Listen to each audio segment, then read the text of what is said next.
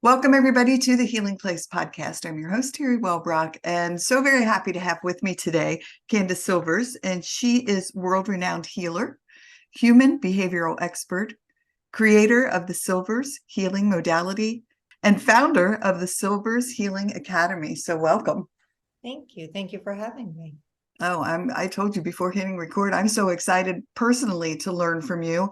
I've been on quite a healing journey myself over the past couple of years when we moved into a home that, unbeknownst to us, had been condemned for toxic mold. When we moved in, it was like, oh, it's so pretty. It's so rehabbed and gorgeous. And then I got very, very, very sick within months of moving in. And a nutritionist said, Teri, I think you might have mycotoxin poisoning. It's like, what?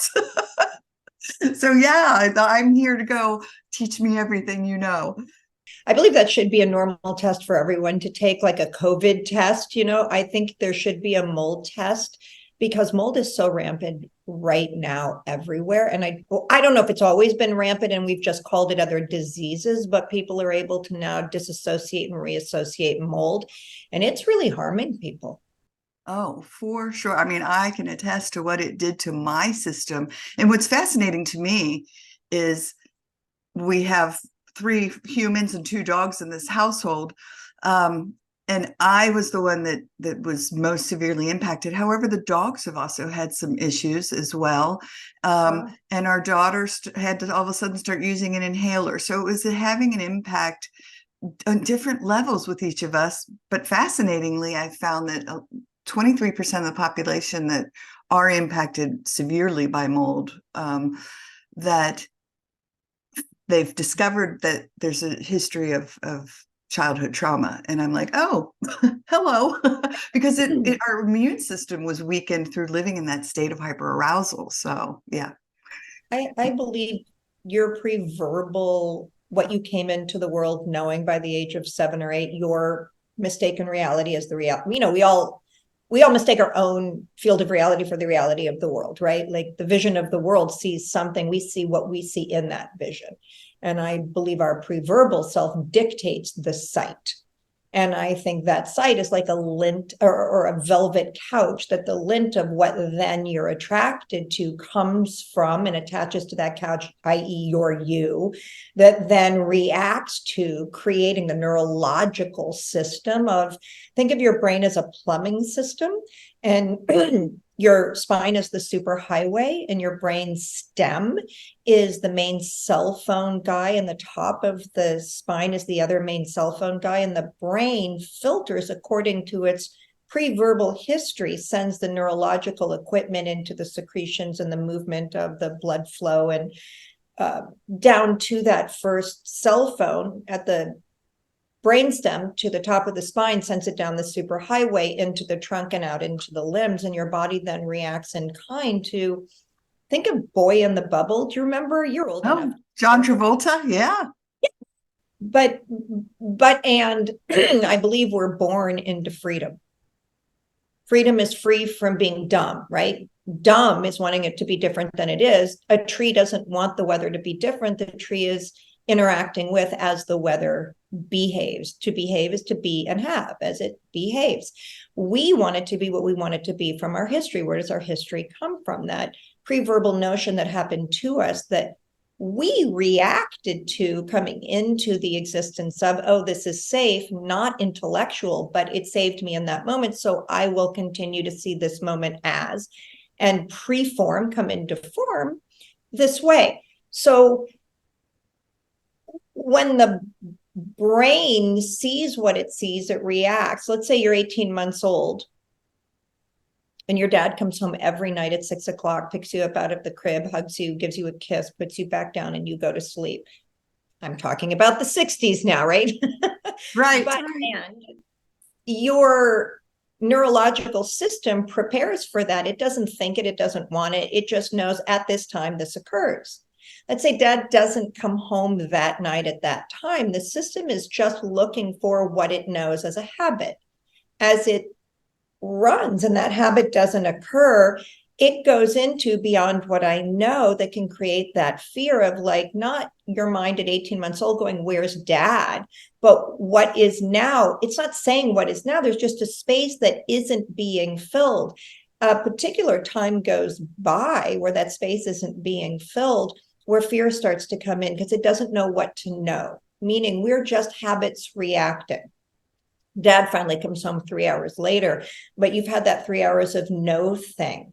When dad comes home, that experience of no thing that you had that creates that fear, that journey, you take that from your whole freedom.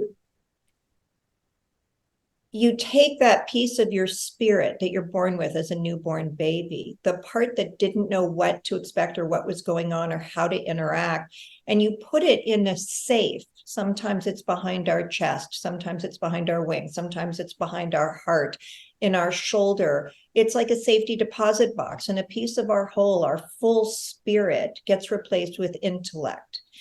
It gets replaced with a reaction to, oh, this is how I behave when that happens. Maybe that causes you to go into good boy or good girl, which means now you come into form as good boy to keep dad from having that happen again. It's 18 months. If it never happens again, it's a one-off. It's a glitch in the system.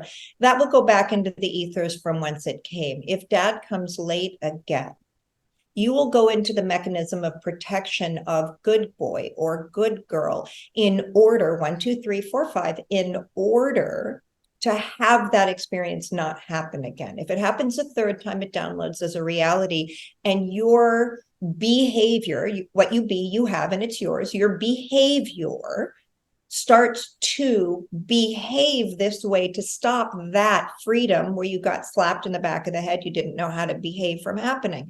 That piece of your spirit, your whole, gets put into the safe and replaced with intellect. So instead of being a spiritual being, you're now an intellectual being in that one form, in that one. I think we all live with a bookshelf behind us, and there's a history book or a her story book. I mean, everybody knows this. I've been teaching this for 36 years. 36 years ago, no one knew this. Right now, it's kind of common practice. But that history book is empty until we fill it. But after those first 8 years get filled, your future looks back to see how to behave, what to be and what to have and how to behave, how to be. And it fills it so you know how to behave in this moment. That behavior is, when you're born, there is no bubble. It's free. As you begin to see through your history, it creates that bubble of protection. It is your neurological equipment through pathology sending out through. So you're not seeing clarity. You're not seeing clear. You're seeing through the murky water of your mind. You react according to that with which you're seeing. By the time you're 8 years old, there's no clarity at all. You're reacting through your own personal history. My job is, as people choose, they come to me because, they're dying of cancer, or their child has had suicide, or, whatever. Somebody's heard about me and they know the company, went from $1 billion to $5 billion, and they want their company to do it. So they hire me, right? Whatever brings you here. My job is to take that murky water, that pathology, that pre-verbal history, and dislocate it. And I do that by getting you to see freedom, to get you to become willing to take an action beyond what you currently know to be true, that you will say clearly back to me, Candace, that's not true, or here's why, or that doesn't work, or I've tried that. My job as a coach, as a guide, as a teacher, as an informer, is to get you to become willing to risk taking an action beyond what you know. So you're no longer the boy in the bubble. You are not reacting to what you see, which is sending the plumbing system of the brain, which is the plumbing system, the secretions to react to, down through that superhighway that has the body behave. So you started to ask me about mold. When what we see is as a tree, we are just blowing in the wind. We're receivers, right? That the music plays through. We're the receiver, not the music itself. And human beings that become cultural are the music. I'm an individual. You want to lose your reality of individuality into totality. So you are simply a receiver blowing in the wind, experiencing that with which is occurring, not reacting to. When that's happening, things can't attach. Now, Teri, between you and me, none of us are going to become avatars in this lifetime, right? Right. So we're not looking to be trees, but to have some form of freedom from the bondage that holds us from an experience beyond what we currently know to be true, given our history's feedback. Yeah. So that mold or cancer or whatever it is, well, which is why I mean, I've been able to heal people with my hands my whole life, but I've been able to create this particular technology through this. I have several modalities, but this one main modality that I can teach people. And I'm very proud to boast I'm on 6 continents now, teaching doctors and nurses and householders all over the world how to heal their loved ones and friends, whether they turn it into a business or they just have a sick child, and that's why they're studying with me. But so that we can begin to get to see that diseases are dis-eases, which is what you said, that diseases it's not a Hallmark card of we're all just kind of telling each other, because intellectual is intellect, you are all, right? 2 or more gathered together to get some more based in fear of loss. If I learn this, I can get beyond it.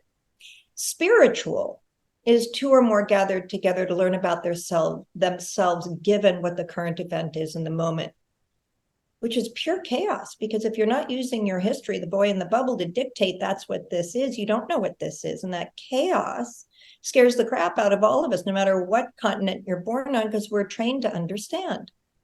But my job is to get you to stand under and hold it up, not understand. To live in chaos is normal, be the receiver, the receptor of the music being played through the event of the day, a wedding or COVID. It doesn't matter. E = mc squared, matter, energy times the speed of light times itself, right? So that the matter that comes into existence isn't a thing or the energy that caused you to see.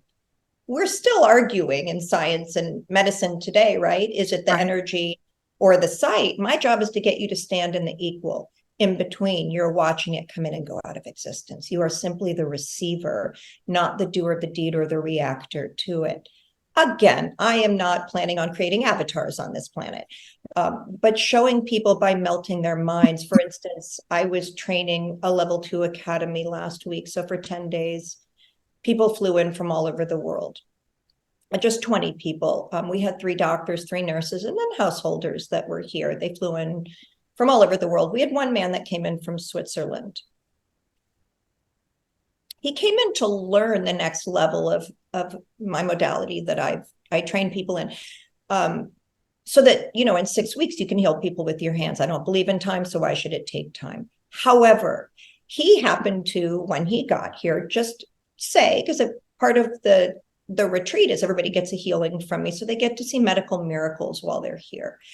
And he didn't even come to have this healed. He just kind of announced, I was born with cross eyes. And there's a name for that, which I can tell you later, I don't remember. And there happened to be a nurse who was here who works for an eye surgeon. So she knew all about it. I did 2 15-minute healings on him. When he takes his glasses off, his eyes cross-eyed, right? He can't see, he sees double, he sees 2 of you. And he had said in the last 2 years, the doctor said his eyesight was getting worse and there's not a lot they can do about it. I did 2 15-minute healings on him and his eyes are not crossed anymore. He took his glasses off. He said he doesn't even have a pocket in his shirt to put his glasses because he's never taken his glasses off. They're prisms to separate so he can see. Well, I not only did the healing, but I taught him the eye exercise so that he could practice having his brain get stronger, because his brain is used to crossing to course correct how he was born with that eye. But I was just able to straighten the muscle behind the eye. Or a lady who broke her back 40 years ago. She's in her 70s, who lives in pain. I did a 15-minute healing on her and she's out of pain. Why can't everyone on the planet do this, right? Because we're taught to believe that magic doesn't exist anymore. But before the age of 7, You want your child to believe in the Easter Bunny and the Tooth Fairy and Santa, and right, like you go out of your way to wake up before they get up and put the basket outside the front door. You go out of your way to put the cookies for Santa, right? Magic's so important to a baby, to a little one, to a toddler. At the age of 7, we sit our children down and we say to them out of love,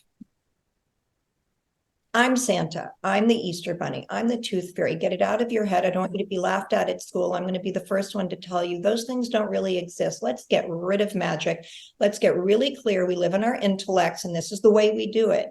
This is the way you do it, right? Yes. If you don't fit in, you lie because you're terrified of being abandoned and you don't know how to do it or what it does or how it works. So just say what you need to say to get past that, to get into, because you don't want to be lonely because you're so afraid. When we begin to understand involvement so that magic can be brought back, which is why everything I do has direct experience. I'm not interested in talking at people or getting them to believe me. That's just another form of culture or cult, if you will, an agreement to agree upon the same agreements. Think about, America and how different it behaves than Germany and how different that behaves than Italy or Russia. But each culture amongst itself is its own reality until you start traveling within them and see that, if you kiss on the street in India, you'll get stoned to death. If you pee on the street in India, that's normal. If you pee on the street in America, you can be registered as a sex offender. But if you kiss on the street in America, that's normal. So which reality is true? You have to remember which reality you're in to remember which truth you're in.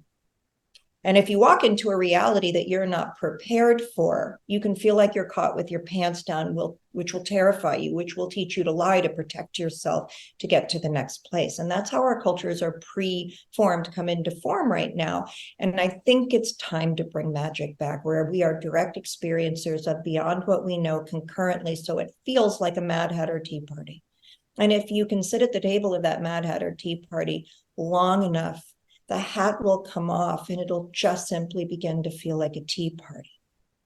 Yes. But right now, our culture is terrified of Mad Hatter. It is taught to fit in and coexist and co-create and figure it out and take a class and go to college and learn it right so you can make enough so you're not afraid that it's just a pile of, can I say shit?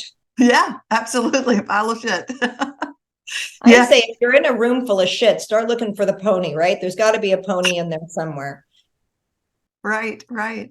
Two of the most profound lessons I've ever learned are: one, be gentle with yourself, which I say at the end of all of my episodes, and two, just notice. That was so profound for me, to be able to just sit in the moment, like very much, mindfulness practice. And that's what I'm hearing. Part of what you're saying is that just be, like you said, be here in the now with it. Well, my job is to teach people how to be, and I don't teach people how to be by suggesting another way. I teach people how to be by direct experience. For instance, if I put my hand up to the camera right now and you put your hands up, put your hands up. Do you feel that heat and tingling? Oh yeah, right there at my fingertips. Yeah, now my palms. And I could send it up your arm. Yeah. I can send it into your chest. Wow. Now I'll send it up to your head. So, for instance, if I blow, some people, maybe you can't, but I would say 60% of people can feel when I blow on my screen. Where do you live? South Carolina, Hilton Head. You're in South Carolina right now. Today, I happen to be in Austin, Texas. I'm going to blow on my screen.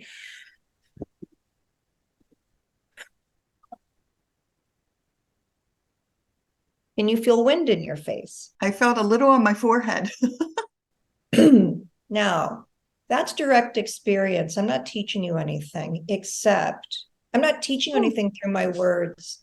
I'm teaching you through direct experience. In this moment, you felt from my screen to your hands, tingling or heat, which means you have just learned there is no such thing as separation.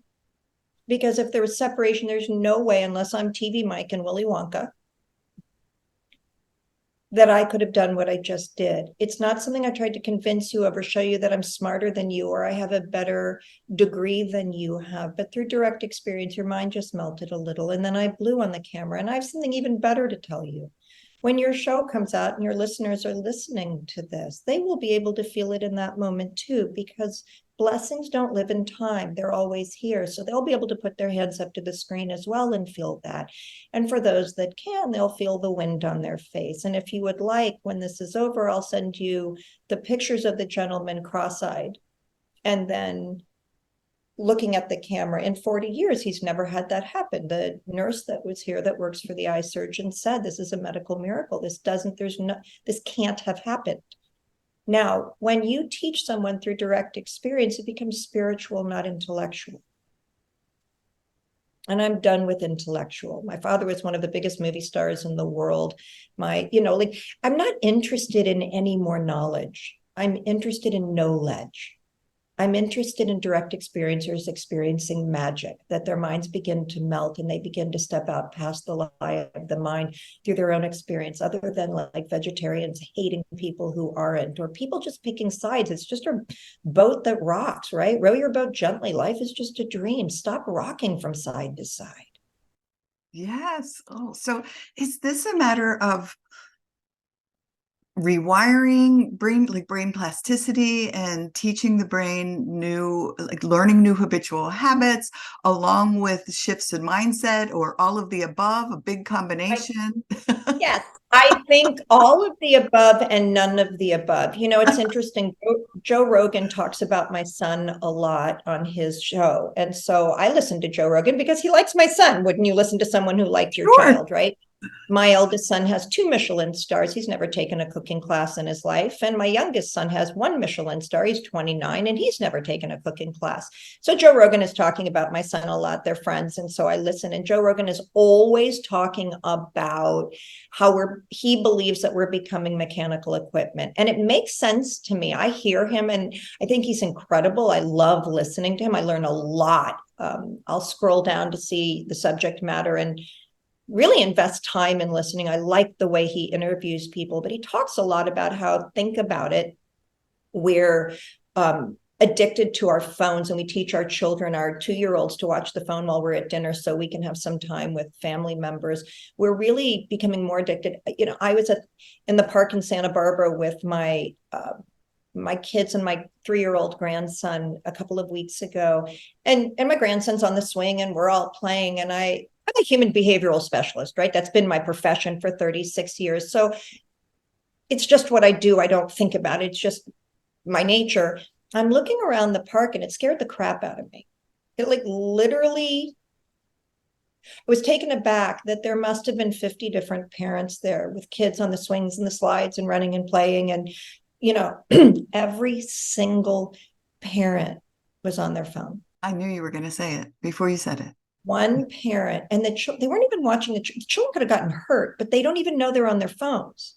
So Joe Rogan is saying, this is the first step, or whatever he's saying, third step, whatever, to becoming mechanical equipment, that we're leaving human reality and individuality as human beings and upgrading. And then he's talking to Elon Musk, and the little bits I'm listening to. I'm certainly not an expert, and I'm not relaying their information. I'm wanting to share new information with you, where they're saying we are moving into Martians, or whatever you want to call it. My 100% belief, my life has been lived. I am fully involved in. I can take someone into NED from stage 4 cancer in 15 minutes. Not everyone, and some people need to come for months, and God's in charge, not me. I'm a conduit, right? If God says it's time to go home, they go home. However, my belief is not we're in a race against time, because I don't believe in time, but that we're not moving into mechanical equipment. We're moving into the ethers of here. Yeah. To beings, to the ability to stand in magic, to lose the mind and gain the self, to be involved not outvolved. Outvolved is the mind thinking. Involved is the experience, nonsense learning, always nonsense learning. The moment you learn it, you surrender the learning to the next now non-equated moment of experiential. My job is to constantly and consistently take you beyond your mind, not to take you to a better place or to tell you I'm better than them, or not to be in a righter place, or not to change your mind, but to make you more aware where your mind begins to blow open. So when you said all of the above, my answer is yes. It's not a thing. When we say alien and we're afraid of alien, that's part of our cults. That's part of our culture. We're taught to be afraid of that with which we don't know yet. And then we're taught they're little green men with tentacles. So we're terrified of the unknown. Alien just means not familiar with yet. You are alien to me. You walk into a room and you see a bunch of people and they're alien because you don't know them. As soon as you get to know them, they're not alien anymore. But why do we use words against us when all words can be used for us? Yes. Why do we take magic away? You know, when we left Europe, we came to America to find freedom, religious freedom. We came here and because we thought we were the thing, right? Because money, property, and prestige, we met with all of the American Indians. And instead of learning to cohabitate and sharing what we knew and taking what they knew, fear had us kill alien other off. And when we killed them off, we killed off magic, the rain dances, and all that they had known from the land, because they had no technology. Not that we had the technology we know today back then, but they had their technology. And their technology, as far as I'm concerned, which is what I'm teaching today, by leading, by example, not telling. Yes. Oh my gosh. Well, I have to tell you really quick, you'll love this. When I did an incredibly powerful meditation, and one of the things I was taught and one of the messages I was given was about time. And so I no longer believe in time either, because I was told what's then is now, what's now is then.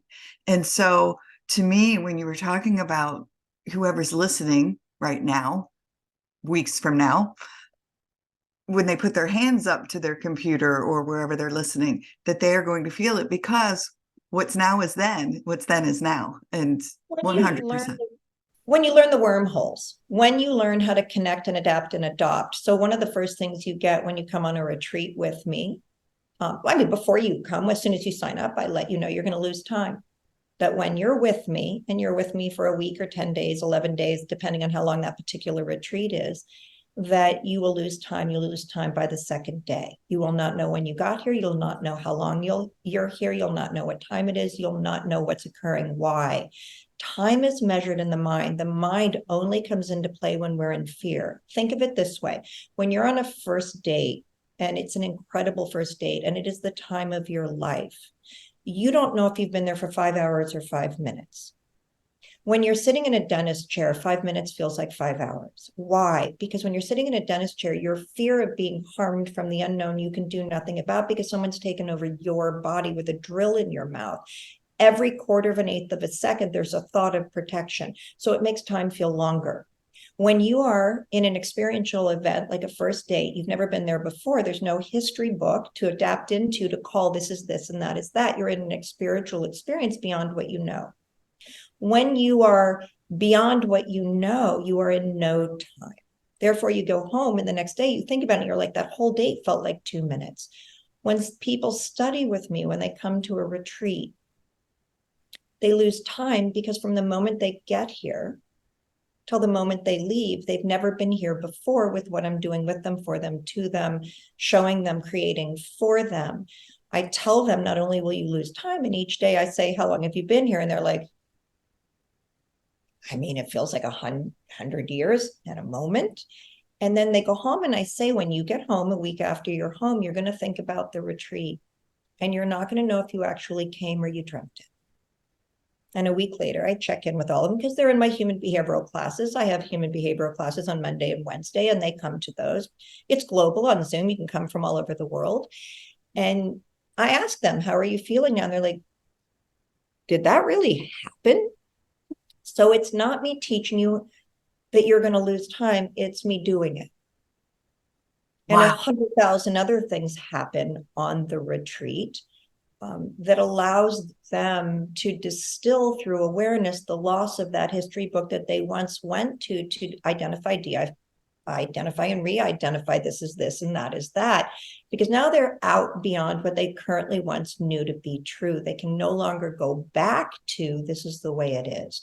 So as I started to say, the technology that the American Indians had, in a lot of different places and people and beings have, it doesn't just live one place, but once you can tap into it and extrapolate it and create a viscerality with it, right? A direct experience. It's visceral. You feel it. It's no longer intellectual. You are involved.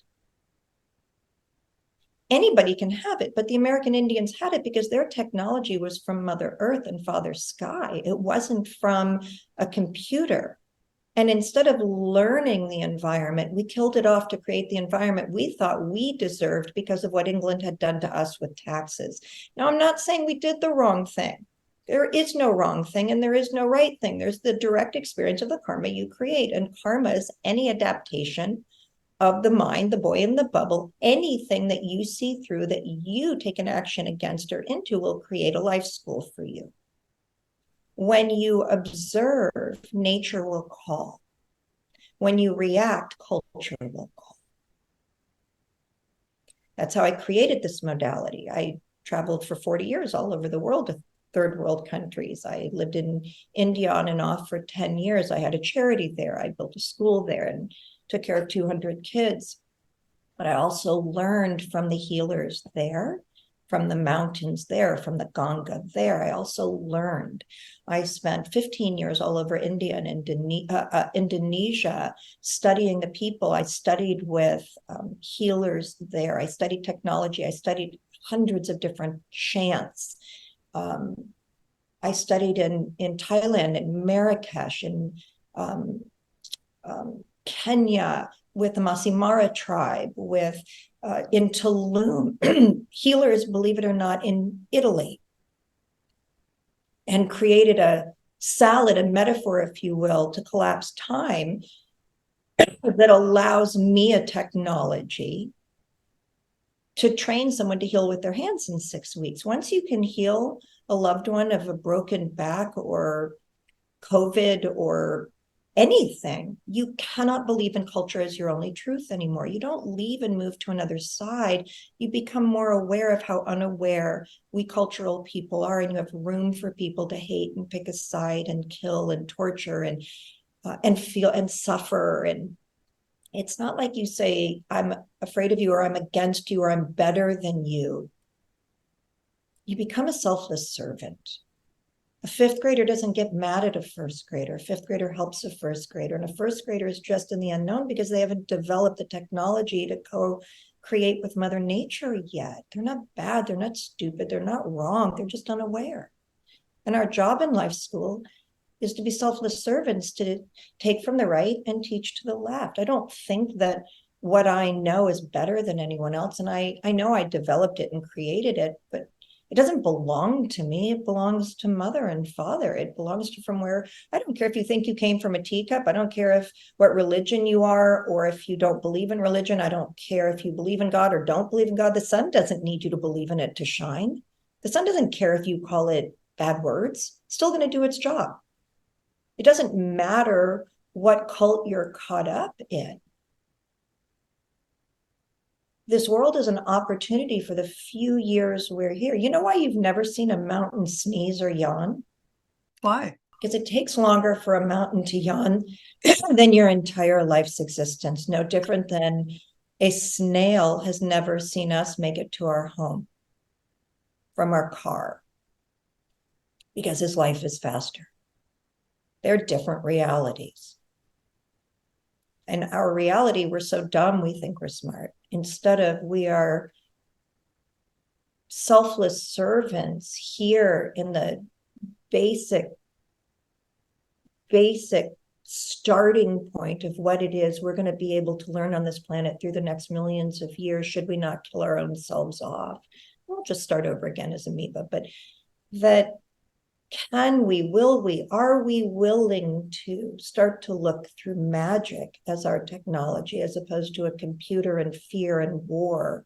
And not that one will replace the other, like we pick a side, but that we start making it to the 5th grade out of the 1st grade. But look at how we're trained not to believe in faith. We're trained, someone says, I can heal you with my hands. You'll pretty much call them crazy instead of, I have tinnitus or migraines. Like, let's give it a try. And worse that happens is I spent 5 minutes with you doing nothing. But what the heck if it, once a month, I have a global event. It's free. Anyone from the whole world can come. And I have people from all over the world. Sometimes we'll have 1,000 people on there. I don't know them. I don't know their names. A lot of them will call to say, thank you, my broken back is healed or whatever. Well, you'll see paraplegics on there, people in hospital beds. And I'm healing 1,000 people, 1,000 different ailments all at the same time, sitting on my computer from wherever I happen to be located at the time. So how can you say that one person can't make a global difference? And how can you say that, just starting out and this and that, no one will believe? Just keep offering, just keep serving. There's so much more here than the little bit we've been taught based in fear, that if you learn what this book says and you can repeat the book, you'll make money and therefore be safe, but make sure you lie about the things you don't know so that you don't get caught, so you can keep furthering your fear to get somewhere. Right.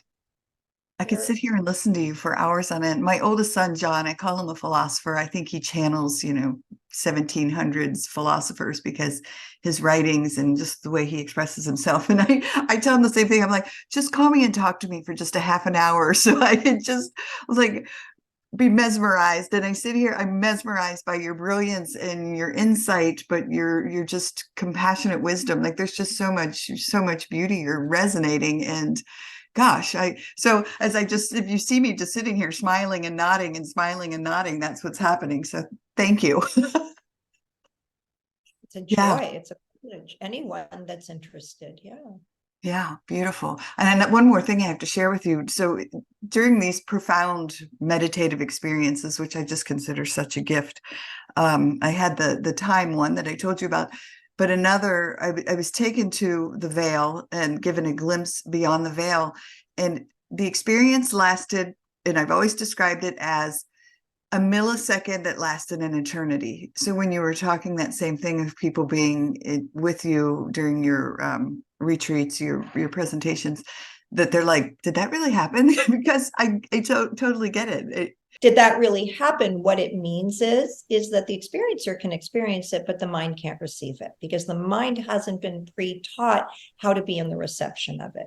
I used to say to God all the time, I want to go to the other side while I'm alive, but I don't want to spend, 6 years rehabbing from a car accident where I went into a coma and I got to die and have that experience. So can you please show me that there is another side while I'm alive in this body without harming me at all? And I was on a retreat in Bali maybe 10 years ago, and I was with about 25 students, and I saw a yellow butterfly, and I was watching the yellow butterfly, and I saw the yellow butterfly disappear.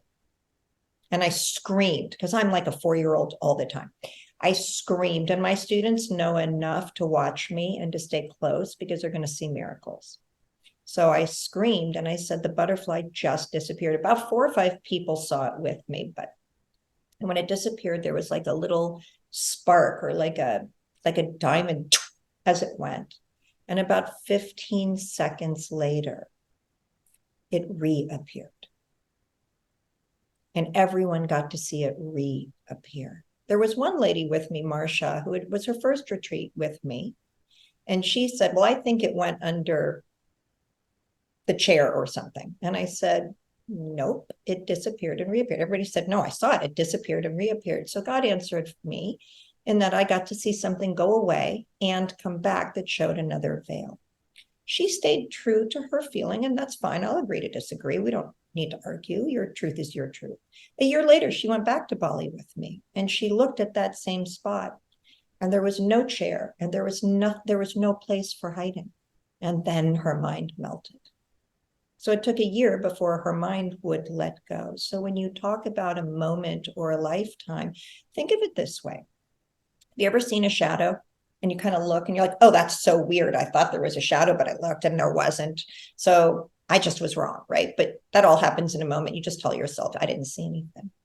That shadow was there. It always was there. But the two eyes can only tell you what the history book or her story book can re-identify from having identified, oh, that's what that is. It labeled it. So you look and your two eyes say, oh, I see nothing. But if and when you are willing to risk becoming, coming into the being of, becoming aware without using your intellect. So you learn to commune, come into unity, commune with other. And you see that shadow. And it may have to happen 100 times before you can begin to do it. It's a practice. It's a muscular structured practice where you see the shadow, but you don't look with your two eyes. You observe with your third eye. You observe the feeling. You will be able to enter other dimensions, other wormholes, other places of here that your intellect, as it's been pre-described by your culture, has taught you doesn't exist. As you can learn to commune, come into unity with other as self, you can then be taken by those wormholes. Not taken like an alien, taken on a ship, right, but involved, not outvolved, right? Outvolved is an intellect, involved is a direct experience.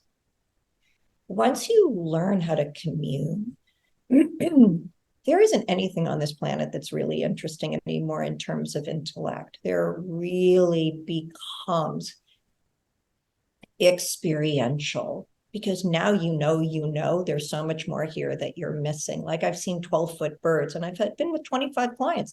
I've had clients watch me fall off a 1,000-foot cliff. I've had clients in Vienna on retreats with me that we were in an Uber and another car hit us at 65 miles an hour and went right through us and didn't touch us.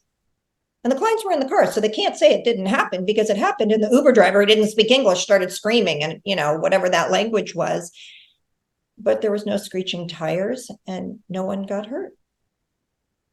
So you start to see that we're actually coexisting, residing in a dimension that holds us in far excess of cancer or blindness or whatever ailment your intellect has pre-decided mold, as we began today, as that velvet couch that the lint is attaching to, because you've said in this lifetime, I want to learn intellectual. But there are those who are ready to transcend. Not, you say like people waking up. It's waking up doesn't mean you wear white robes, walk on water, and wear a lot of necklaces. Waking up is waking up from the lie of the mind. The lie of the mind is no different than when you're in a nightmare. You can't wait to wake up to get out of the nightmare. And you do wake up and you're like, whoa, thank God that was a dream. That was crazy. My job is to get you to wake up from the lie of the mind while you're awake. And the moment you have direct experience beyond what you currently know to be true, that nightmare goes away, which is actually, think about it, is a daymare. And you become beyond what you know. You can turn around and look back to what once scared you because you've had a direct experience beyond it. Your cancer is not gone away, but gone back into the ethers from whence it came, because it's no longer necessary to teach you that lesson. Involved becomes your capability. I don't believe, Joe Rogan, that we're going into being mechanical equipment. I believe God, whatever you want to call him, lampshade, call him whatever you want. I don't care. He doesn't care. I believe we're moving into a metaphor of more magic, connected, one with, timeless, not time full. Right now, we're kind of in that race. We're on a train of thought, and that track we're headed toward is a huge brick wall, right? A third world war. Can we surrender and stand on the front lines of the war of our mind without these arms, but instead these arms? Can you stand on the front line of your fear with a gun pointed right at you and still choose to surrender? Yes. Amen. And I have to tell you while we're speaking, one, when you were talking about the butterfly, I teared up because I know myself when I hear truth, like profound truth, like it just resonates on a heart and soul level. And it did. Like that was just such profound truth. But two, as you continued speaking, little white flashes of light were just appearing over my screen, and so I was allowing it, welcoming it. To me, that's angels. It's some sort of essence that's coming through, and so I was just sitting here like I'm beaming with, because I'm like, oh my gosh, this is so amazing, is this is occurring while you're speaking. So yes. I love it. I will tell you, I think I am the biggest skeptic on the planet. I don't believe anyone. I think people are full of SHIT. I think, when people say like crystals this and that, and I've been here and Martians visited, and I'm like, oh my God, if you can't show me a direct experience where I am involved, don't talk at me. I'm not interested in buying any of your wares, which is why everything I've done has been to create a direct experience with it. I am not interested in being smart or intellectually cool or the new fad or to study. I'm the worst PR person in the world, because to study with me, you have to be willing to get an Olympic gold. To study Yeah. with me, you have to be willing to go beyond the lie of your own current mind. And a lot of people come to me to get. Like, I want to get healthy and I want to get better and I want to be like you and I want things to be effortless. I'm saying, you're asking me to study, you're asking to study with me, you're asking me to help you remove the stone in front of the cave you live in so you can come out into the light. That light's going to scare the crap out of you. I guarantee you it. And I'm telling you before we start, people come to me and they get into my human behavioral classes and they say, give me everything you got. I'm ready. And I say, if I blow, you'll fall over. Just hang on, like take a moment. And of course I blow and they fall over, but it's my job to inspire them and, create a safe zone so that they'll become willing, come into the being of the willingness to just move that stone just enough to see that there is light beyond the darkness of their mind, just enough to inspire them to move the stone a little bit more. Yeah. So how do folks work with you? How do they connect with you? I mean, people find me from all over the world.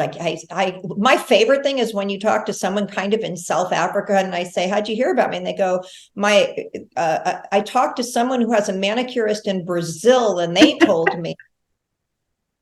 But I mean, the easiest, I have a lot of TV shows on Gaia TV. I have 30 years of content on YouTube. It's all free, or social media. You can go to my website, CandaceSilvers.com. I have small group healings. I believe that every one of us should have access to everything, right? So you can fly in, and people fly in from all over the world to work with me in person to do a healing. And that's $800 an hour. Right? Then you can do a one-on-one Zoom healing with me on Zoom from anywhere in the world. And that's $125 for 15 minutes. Then you can do a small group healing with me where there's a group of about 20 or so people, and that's $35. And then you can come once a month to my global event, and those are free. Uh-huh. And I've been doing those for years and years and years, and I will continue to do it as long as God sees fit to keep me here and not bring me home yet.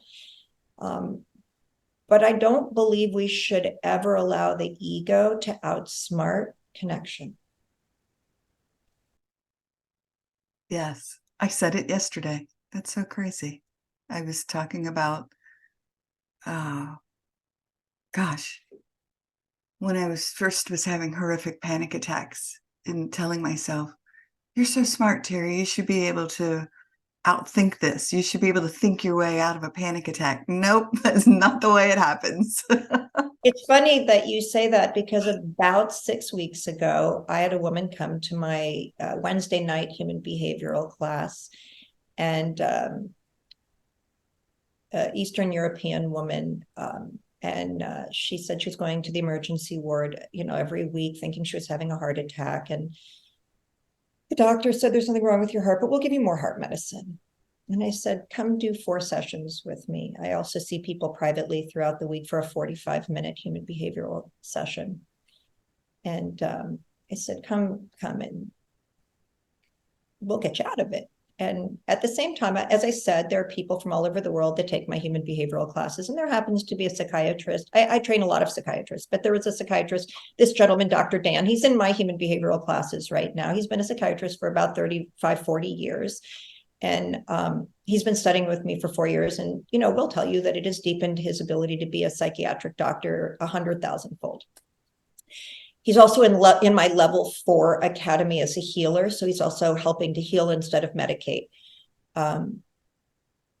Alongside. I don't believe anything should be gotten rid of. I don't think you should get rid of guns. I think you should use fire to heat your home, not burn it down, right? I think everything in balance and not anyway. So she came to class, and in 4 sessions, she went from extreme panic attacks where she was sure it wasn't her mind, and she was sure going to the hospital emergency room once, twice a week, sure she was having a heart attack and dying. Within 4 weeks, she was completely disenabled from ever having panic again. She just left here a few days ago, taking my level 2 academy, and she's completely back to normal. And the psychiatrist came on and said, that is a medical miracle. You cannot take someone from a full-blown panic attack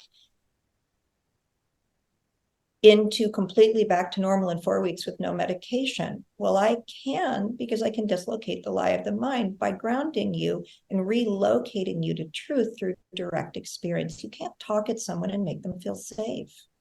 You have to connect them to themselves and root them in mother. And then you can shift someone like that. Yes. Oh, well, my heart hugs yours as a prior panic attack survivor, for helping her, because what a gift. What a gift. Yeah. So again, I could sit and talk to you here for hours, but I certainly wanted to give you a chance to wrap up and share anything that you feel moved to share with the audience before we close. Want to learn to heal with your hands in 6 weeks? Come take my academy. I mean, it's really, it's an invitation. Those that are ready are called, and those that want to play with cancer will continue. Cancer, the lie of the mind, not just, cancer is in so many different forms. I don't think I have a wrap up. Okay, awesome. Well, it's just, again, it's been mind-blowing and insightful and just soul touching. So thank you for joining me here today. An honor, a deep honor. Awesome. All right. Well, everyone, thanks for joining us today on the Healing Place podcast. And remember, until next time, be gentle with yourself. Thanks. Bye-bye. Hey, everybody. Teri Wellbrock here. Just wanted to thank you again for being a part of this healing space and my hashtag Hope for Healing journey. Thank you for sharing, liking, inviting others to join, listening in. You've really helped this show blossom. It has now been downloaded in 136 countries and is in the top 2% globally out of 3.2 million shows, which is just amazing. And it's all because of you and your tuning in and inviting others and sharing and liking and loving. And your reviews on Apple really help too. My goal is to hit 100 5-star reviews by the end of the year, and I am closing in on that. So if you are listening in on Apple or Apple Podcasts, please go and rate the show and leave a review if you absolutely love it. And I would be most appreciative.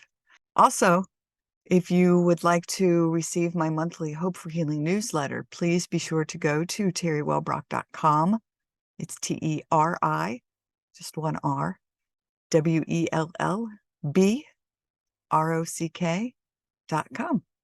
And I have a gift to send you for signing up for that monthly Hope for Healing newsletter. Plus, there are many other resources listed on that page, including a resource library. All right. Thanks. Bye-bye.